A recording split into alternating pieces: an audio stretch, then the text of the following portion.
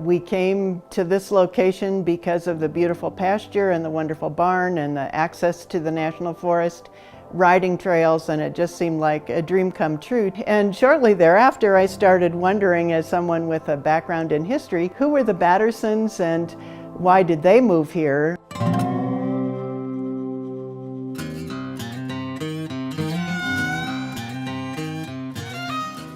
I learned Solomon and Mary both had been born in New York. By August of 1870, they arrived in Fort Collins with their 3 children, 2 teams of horses and 8 head of cattle and not very much money.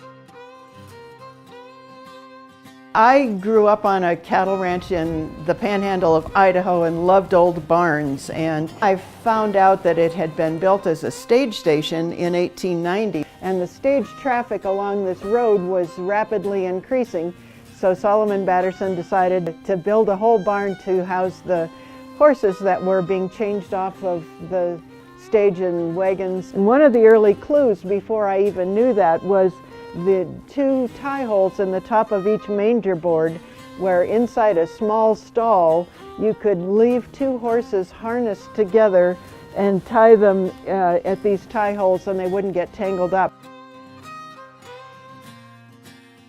In October of 2010, it was approved to go on the National Register. I wanted to make sure that the story was now preserved, and so when we went on the National Register, I had this bronze plaque made so nobody would ever lose sight again of the fact that it had been built as a stage station. It is the only Midwest 3-portal style barn still standing from that era anywhere around here.